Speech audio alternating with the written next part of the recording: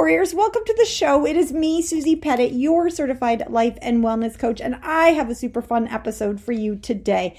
A while ago, I recorded an interview with Lori Massicot on her show that she titled Boundary Setting for People Pleasers.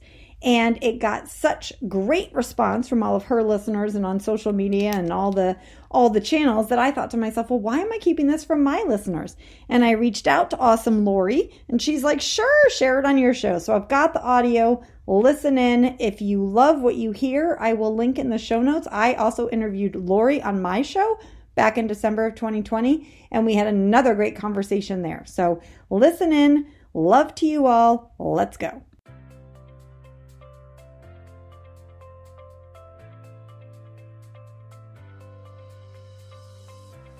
Hi, this is the Love Your Life Show with Susie Pettit, Certified Life and Wellness Coach. Join Susie as she helps you with your wellness and mindset so you can live a life you love. Let's go, Warriors!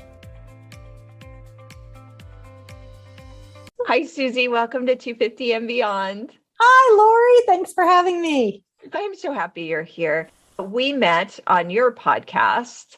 So before we start, share the name of your podcast with everyone because it's fantastic. It's the Love Your Life Show. It's on all the platforms, and I am on there trying to give tools so that women can lead lives that they love, that look, I like to say, that feel as good on the inside as they look on the outside. So important at this stage of life. Is it for all ages, or do you talk about midlife? I started it for all ages, and now I am, my more recent ones are more midlife, but I started about 6 years ago. So it was, it's sort of the tools that I needed to learn. And some of the stuff we'll discuss on this podcast with perfectionism and people pleasing and emotional empowerment and all of that. And then, it is applicable to everyone. to everyone. But I think particular for the midlife gal. I think it's as you're talking, I'm getting like all excited because it's all of those topics that we need to talk about so much. It's the stuff that like when we look back, we're like, oh, I wish I knew this when I was 20. But if you had told me when I was 20, I would have been like, be quiet. I'm living my life. So it is the stuff I find that is so, I speak of my audience listeners as midlife warriors. So and warriors with an A. We're not warriors as much, but we are looking to be the warriors. Yeah. Oh, I love that. Not warriors, warriors. Congratulations on 6 years. That is no small feat of podcasting. That's amazing. So amazing. Well, let's start because I was reading your website and I loved how you had written, your description of you being a former people pleaser and codependent perfectionist. Can you talk about a time in your life where you realized that? Yes, that I was a codependent perfectionist. And people pleaser. I think it was a more gradual lesson for me that I started to recognize that the life that I was living was a life that I was living sort of based on other people's rules. And around age 35 or 36, one of my closest mom friends at the time found out she was diagnosed with cancer, and she ended up passing 3 years later. And I was one of her main caregivers. And we were sort of living parallel lives. And before her diagnosis of this, rushing around, and we had the kids, we had the house, we had the picket fence, we had the dog, everything's good here on that, we were just like in this race to nowhere. And shouldn't we be happy? And yet we would get together and complain about everything pretty much. And so when her diagnosis was a big wake-up call of this sort of like, wait a minute, what life am I living? And who am I? And it became very clear that I really was this people pleaser, or what I like to say, a people deceiver, because I, in trying to please the other people in my life, and the main person in my life at that time was my first husband, I was presenting in a way that was deceiving. Saying that I liked things when I didn't like them, or saying I was fine when I was like slamming the cabinet shut, or, just really being in that place of inauthenticity. And to my credit or defense, it was the way I was raised. It was very much as many of us were as little girls. It's from a very early age. It's this message of people pleasing. And I mean, they say people pleasing starts as a parent pleasing, and this turn that frown upside down and let's, I was very much taught that Susie didn't know what was right for her. I needed to ask externally for, oh, you're upset. You're not upset. You shouldn't be worried about that. You aren't sad. None of that like ability to hold my emotions. It's my emotions were bad or wrong, or I was wrong or bad. And so I needed to look externally to see what other people told me to do, which then I took that into young adulthood in my first marriage. And if my husband said that, stay-at-home moms didn't wear button-down shirts, I was like, oh, I mean, that's an extreme example, but that is something that was said. Then it's like, okay, stay-at-home moms don't wear button-down shirts, or stay-at-home moms, make sure everyone else in the house is fine before. So I really was living based on other people's rules for my life. And because of my foundation of not feeling good enough and feeling like something was wrong with me, I didn't stop really until my friend passed to question, well, what does Susie want? Like, what in the world is she here for? Like, let's stop and see, like, what might she want to do, or what might she even want for dinner? So that's, yeah. Wow. Just hearing you describe that, it's so true. It is so true. And I know so many women out there are going, yep, that's me. And then realizing that you're pleasing other people, but you're really deceiving yourself. And them. It's inauthentic to them too. I mean, it is this, like my husband thought he was married to someone who loved, being that stay-at-home mom martyr. And yet, of course he did, because I didn't say otherwise. Yeah. And so he was your first husband. How long after you made that realization did you end up leaving that marriage? Well, it all sort of started there because I started getting to know Susie, and I started getting to know myself and started to speak up in little ways. This is, how we do life. It rarely is this big massive, like, okay, today I'm going to say what I want to do in all situations and have strong boundaries. And, but it was in small moments, maybe saying, no, I don't want to, go out to dinner at that place. I'd like to try this place, or no, I am going to do this or that. And when I started to change the dynamics in the relationship, I allow room for him to either come along or say no. And he did not want the new Susie, as he called me. Where's the old Susie? Which is like, okay. So we were married for 19 years and had 3 boys. Yeah. And that relationship came to an end. And, that was 7 years ago. So, but it was small steps. And at the time when I started to speak up for myself, it wasn't necessarily that I was thinking like divorce is on the horizon, but it was more of a self, just trying to take care of myself. In fact, actually right around that time, this would be helpful to mention, because of my stress about my friend, and my first husband and I were really different parents. And my boys at that age were reaching sort of preteen years. So my stress with parenting, I ended up having 32 seizures in a weekend, that when they brought me into the hospital, I was a personal trainer. I was fit. I was, they were like, nothing looks wrong with you, but they realized it was stress. And it was, I attributed to stress of not being myself, of playing this role that was not me. And, sort of reaching that conflict with my inner self and what I was portraying externally. Gosh, and it just hearing you describe that, what we're doing to ourselves is so much bigger than what we think. And when we're out of alignment with ourselves, people, once we realize that and we come back to who we really are, people view it as we've changed. But I also think that we really didn't change. We're just finally honoring ourselves.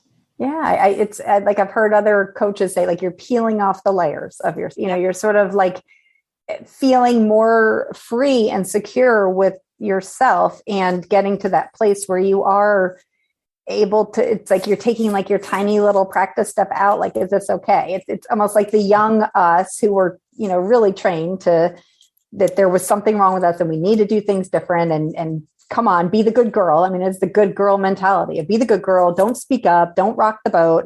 And then when we get to a certain point in our life where that is just no longer working, it is causing internal strife with diagnoses, as I see with clients, or just that external strife where everything's sort of falling apart. then it is. It's that we need to just start taking that little step, however that How looks does like for somebody us. out there get started with that? What do you suggest? Because I know that this is going to be very relatable for a lot of Mm-hmm. people. And, we can do what we're taught when we're younger, suck it up. Do Mm-hmm. this because you should, shoulding ourselves, or do this because that's what they expect of us. Can you talk about the first steps that somebody can take if they're feeling like they're trapped? Yeah. And I think that's really important to speak to. So I like to tell people the first step to anything is awareness. So even them having that feeling of trappedness, or, that feeling of like, oh my gosh, look at what I've done and look at how I've lived, is the first step to moving forward in a different way. And what I really like to go along with that first step is just the biggest dose of love and compassion and that's why I speak to, this is how we were raised. It is this, and it's not faulting our parents, who I've never met a parent who's like, I'm going to screw up their kid. Like the parents are doing the best they can do. We're doing the best we can do. And whenever we sort of have that aha moment, like, oh my gosh, look at this, for us to be kind and compassionate to ourselves with this, like, okay, yes, you have been a bit of a people pleaser, people deceiver for, however many years. And you have said yes when you meant no. And that's okay. We get it. That's the first step there. I also like people starting with community. So your podcasts like yours, podcasts like mine, and just sort of changing the narrative that we're hearing in our head that is very much like, be a good girl, don't rock the boat, just suck it up, and all, like starting to see things differently is really important, and recognizing you're not wrong. And guilt is a very strong emotion that women in midlife will come up there, that they feel that they're doing something wrong, or that, they shouldn't, speak up to their mom in that way, or their husband, or and I just like to say that guilt is usually a sign of our conditioning, and it doesn't mean stop. It means like, okay, pause. Let's look at this. Let's maybe turn to our community and say, like, is this legit? And listen, I know you've done podcasts before on boundaries, and I have also, and just sort of this, like, it's okay. So that's another place I like to start. And then finally, another little minor part is to just stop saying yes, that the sort of auto yes, to put the auto yes on hold. If you can't say no, at least pause. Like, okay, I'll think about that. I like to say, like, give myself a 24-hour window. Someone like, can you bake all the brownies for the retirement party? And if you're usually, yes, even though you're there baking the brownies, you're pissy, you don't like baking brownies. It's like, okay, you know what? I'll think about that. I'll get back to you. But that's a really helpful tactical tool to just, say to yourself that starting whenever you listen to this podcast for the next month, you're going to not give a yes for 24 hours, like 24 hours. And if they need an answer right then, right there, they're like, oh my God, I need the answer now. We need to know who's making the cupcakes. Then that's easy. You're like, okay, then it's no. But Oh, if you that's a good one. yeah, if you need an answer, it's no. Otherwise, So I'll get back to you. that personal boundary with yourself, that internal boundary. And then what about when we set external boundaries with people? How do you go about doing that, Susie? Tell us your process. Well, external boundaries. So for me, I like to think of another word I like using with boundaries is guideline. And I like looking at boundaries as like guidelines for how I will be treated. And so sometimes boundaries don't need to be said out loud.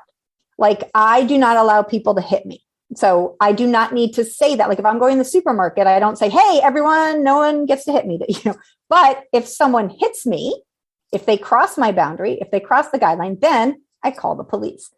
So some boundaries don't need to be said. Like, I don't have a sign out in front of my yard that's like, don't enter my, like, don't break into my house. Like, that is a guideline. It's just, some are there. Some, once crossed, then you do need to state what your guideline is. And I like to define boundary as a clear request with a follow through.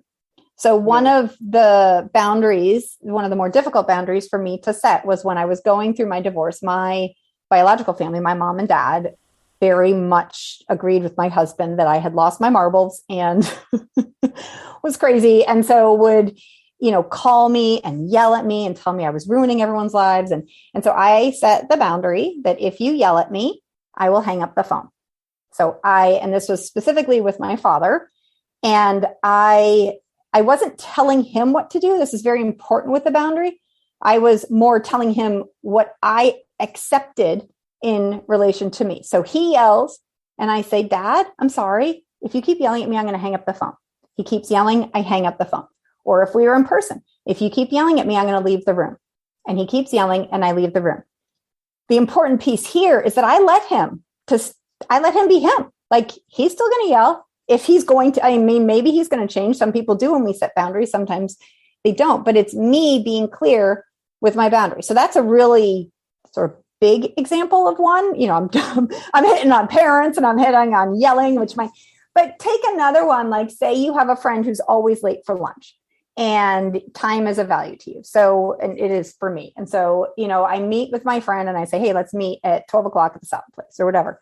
And she shows up at 12:30 and I'm annoyed and frustrated. And she's like, how are you? And I'm like, fine, you know, and then I'm being this people deceiver because I'm just like, oh, everything's fine here, you know, and I'm just bitter. So that's a great sort of like sort of warning light of your feeling. If I feel annoyed or frustrated, that's often an opportunity for me to set a boundary.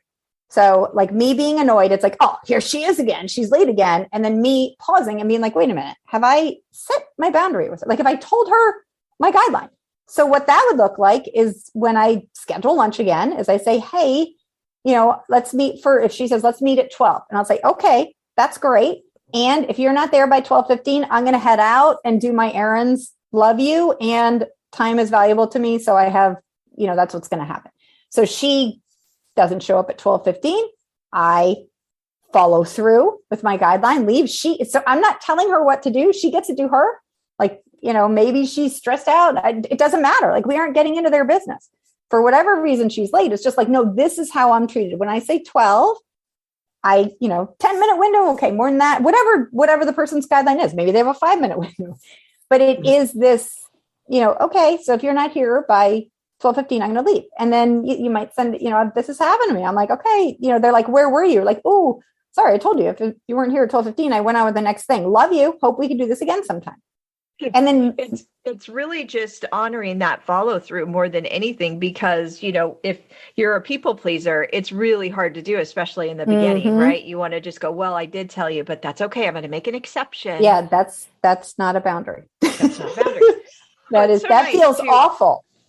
Yeah, it does feel awful. And you can't get out of that loop once you give people more of your rope, right? It's just kind of like, you know, we'll keep taking and taking and taking, and I'm going to set this boundary, but then I'm going to ignore it because it's really hard to uphold it. Yeah. And I guess I also want to speak to the point. It's going to feel hard, or I said that feels awful when you do that, but it also, I want people to understand it's going to feel uncomfortable when you first start this anyhow. That's why it goes back to like having a community or like good voices in your ear with podcasts that like you're not doing anything wrong.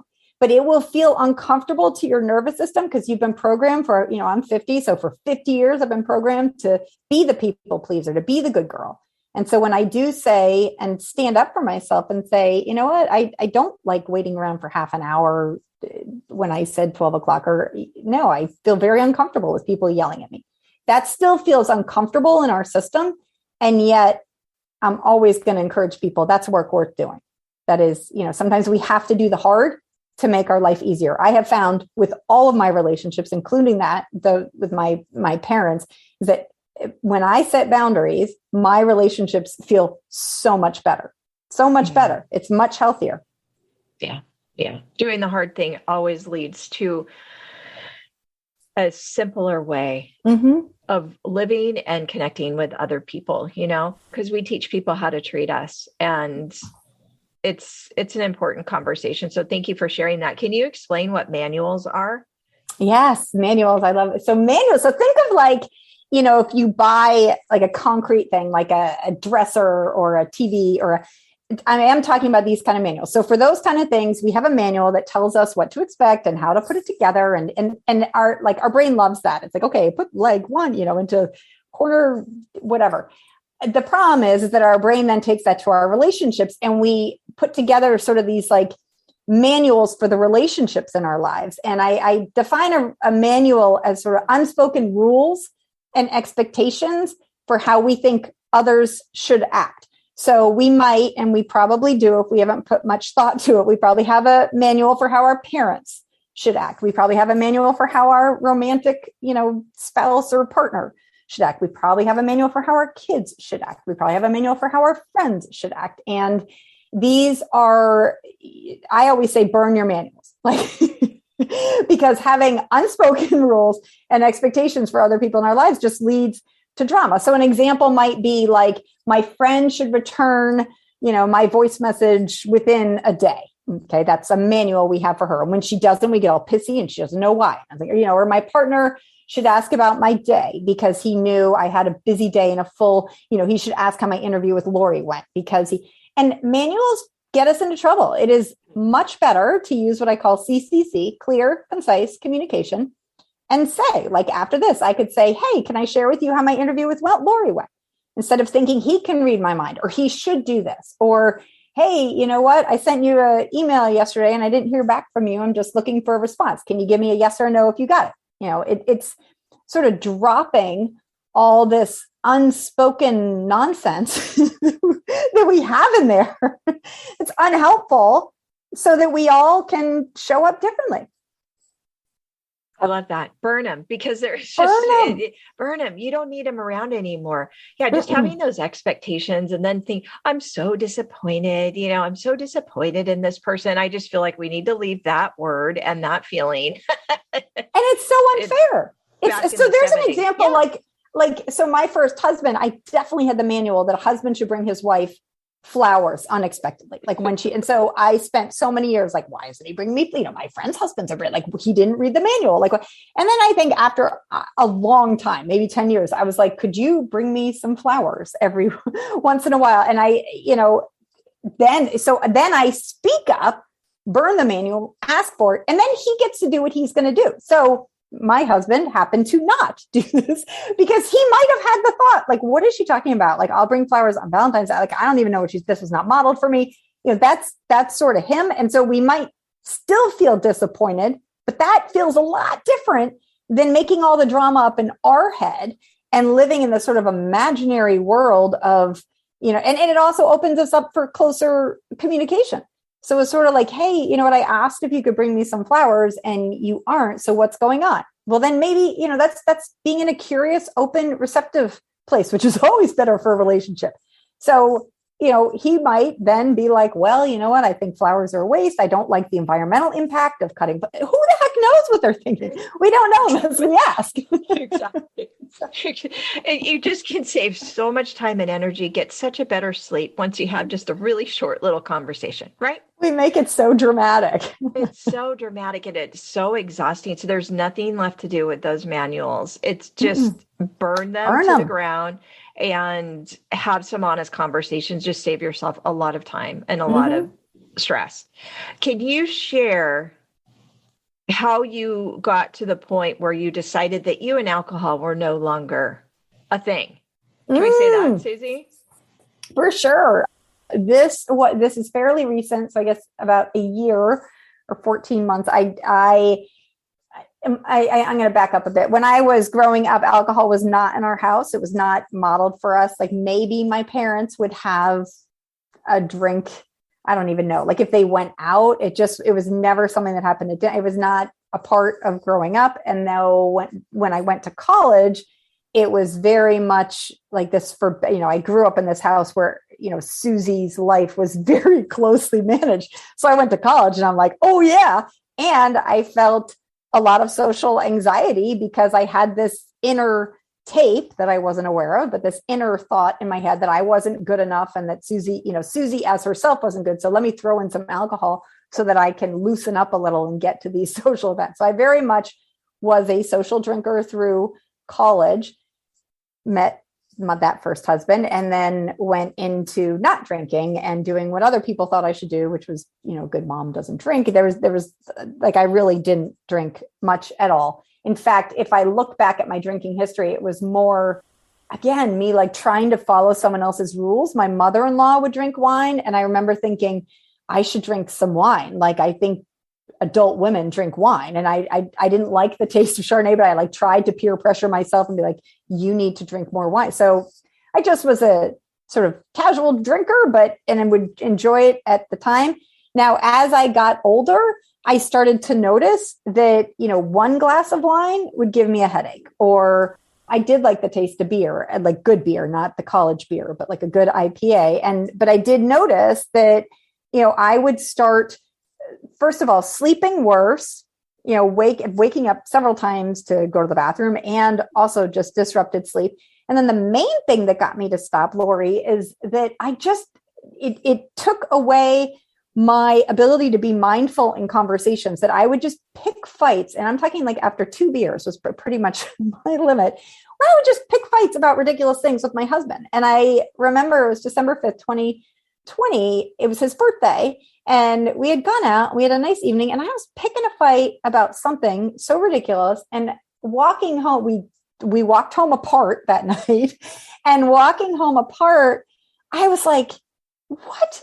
This is alcohol. Like, why am I choosing to put something in my substance, in my body, that is making it so that my relationship is more dramatic, or that is making it so that my health is suffering, or that is and I just stopped that day and said, forget it. And that's around the time when I had you interviewed on my show. So I was sort of like, oh, well, maybe I'll just be like curious and see how this goes and see what's going on. And it wasn't such a major part of my life that I had to do a lot of, I'd already done a lot of work about people pleasing. So I didn't have as much of that thought of like, what will other people think? But I did have just this curiosity of like, what was I using alcohol for? Why was I choosing this substance that doesn't feel good to me? And yet I got to say that with the culture we're in, I found myself sort of getting back to that original message of like, what's wrong with Susie? Because I'm like, everywhere, like, Susie, look around, everyone else is drinking. Like, why can't you drink? What's wrong with you? And I luckily around that time found some good books like that, Quit Like a Woman by Holly Whitaker, that really speaks of how the alcohol industry advertises to us and feeds us a lot of nonsense. So it helped me, back to what you were saying before, how do we change it? Helped me have this community and the support of other voices when the main voices are like, drink, like moms need wine and adult women know how to, and like drinking wine is part of being a cultured person. And, that sort of mindset, which was getting me into like, what's wrong with me? Why can't, am I just making it beer, that I have 2 beers and I'm arguing with my husband, or is there something wrong with me? Versus shifting my mindset and being like, oh no, alcohol is a toxin. When it's in my system, I am, much quicker to react. I don't sleep as well. It's not healthy for me. And let's just see where it goes. And that's where I am about 14 months later. And I have my husband joined me on this journey about 6 months ago. He sort of was like, the curiosity of like, oh, well, why am I drinking if Susie's not, what's the point here? And sort of moving forward a day at a time. Yeah. Congratulations. It goes back to that beginning, self-awareness. It's the self-awareness. Yeah. It's what am I making this mean? Mm-hmm. It's almost like I had a manual that like adult women should drink. That's very much in our culture. Definitely a manual for that. Mm-hmm. Yes. Yeah. Yes. Like you should. And if you're not drinking, there's something like, why can't you handle it? Or what's wrong with you?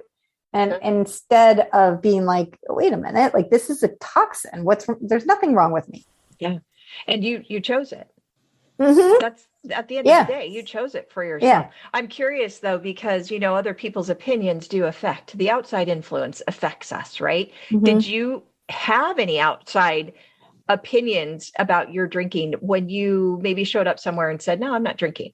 Did you experience anything like that? Yes. And I am very much of the mindset, and I've trained myself in this. If I was 35, I'm not sure if I would have had the muscle strength to be like, okay, they can think what they're going to think about me. At this age, I am like, okay, they're going to have their opinions about me, and their opinions have more to say about them than about me. So if they're like, do you want to drink? I mean, it was very interesting.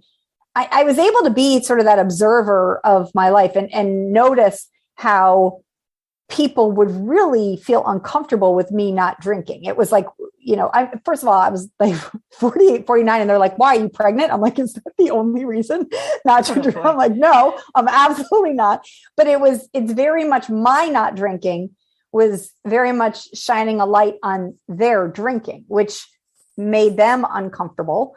And that's not mine to navigate. Like, I'm not there to do that. I'm just saying, again, it's sort of back to a boundary and a guideline. Like, I choose not to drink for myself and for my health. They get to do what they want. And so please stop asking me if I want something to drink or why I want something to drink, or no, I'm not drinking. I'm trying to remember what I said in the early days that made it, that I didn't have to get into it with people, because that was part of it with me, is that I don't need to tell every stranger on the, at the book club or whatever, not that they're strangers, but I don't need to tell everyone my whole story and my reason behind it. I just sort of needed to say no. And I think I more was saying, yeah, I'm not drinking right now, or I'm not drinking tonight. Like, I would take it sort of that one day at a time. And if they said, why not? That's a boundary there too. And I would say, I'm not really going to get into that tonight, but I'm not drinking tonight. Or, depending on how pushy they were, I do remember saying to someone, like, I don't think that's any of your business. Thank you. And I know. Susie, you're good.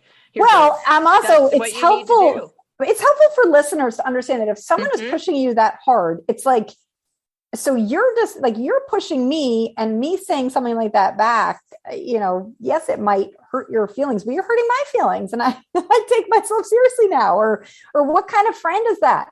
That's like pushing past your comfort level. Yeah. So I would have been that kind of friend back in my drinking days. Yes, for sure. Because I was. Yeah. Because we felt uncomfortable with, it's like, oh my God, can you please drink? Because I thought, the manual was that women drink, that we go out and we drink. We don't drink alone, even if we're at, a dinner or we're at a party. We just don't drink alone. There's got to be somebody else there drinking with us. Yeah.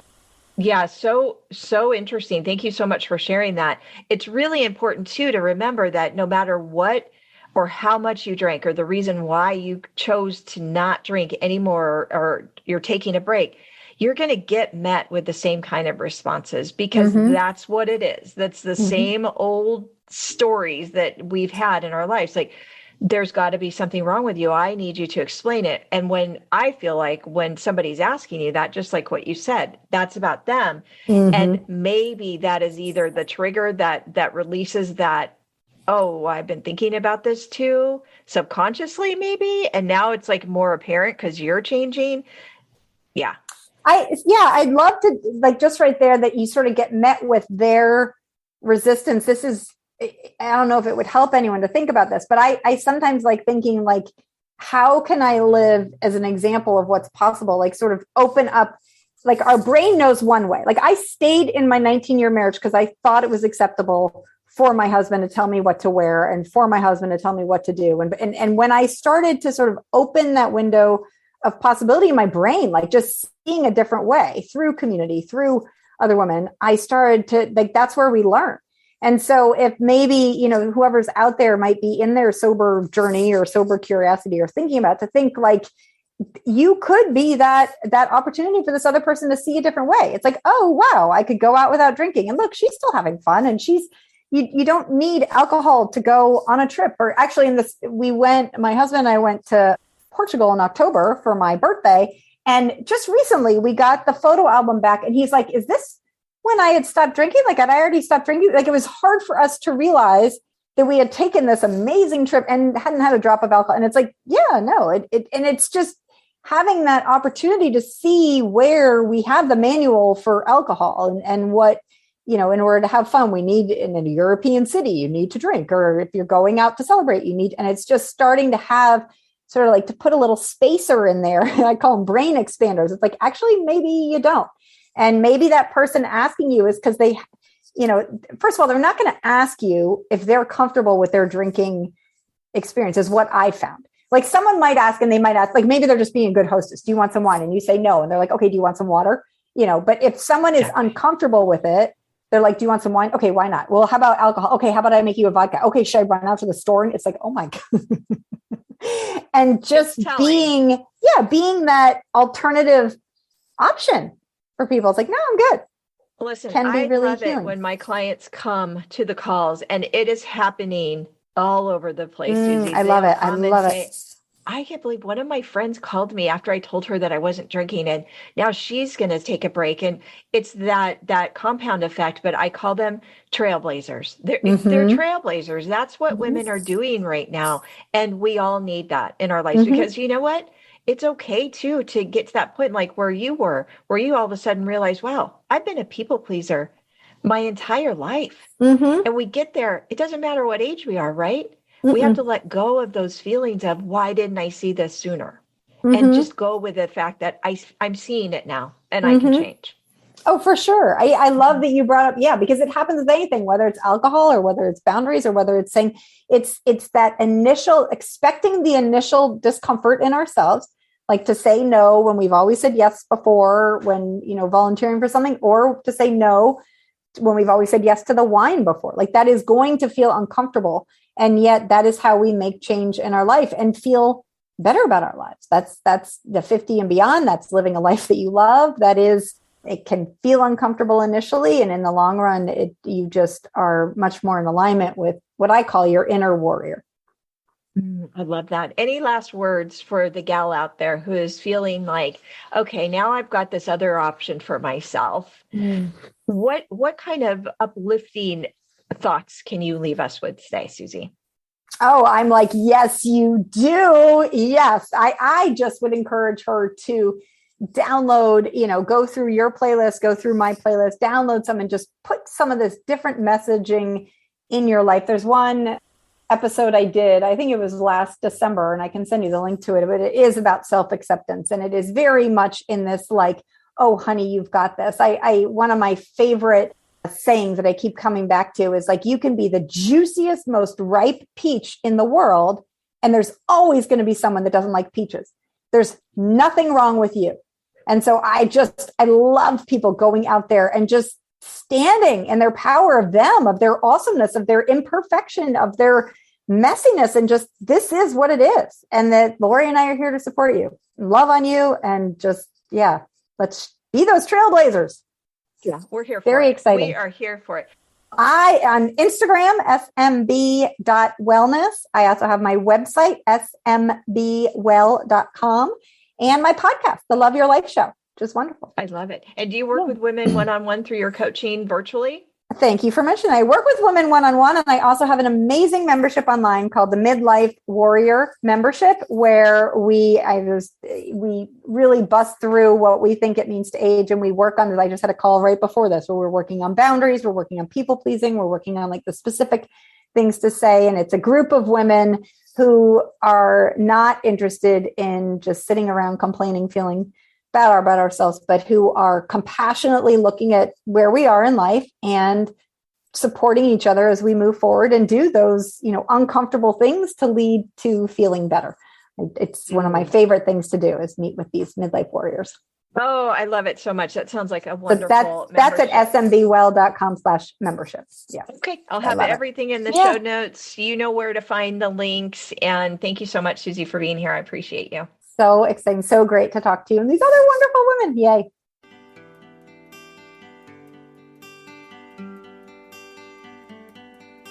Thank you for listening to the Love Your Life show. If you want to hear more from Susie and support the show, be sure to subscribe to this podcast on iTunes. Also, leave a review and share this podcast with friends and family. Go get 'em, Warriors.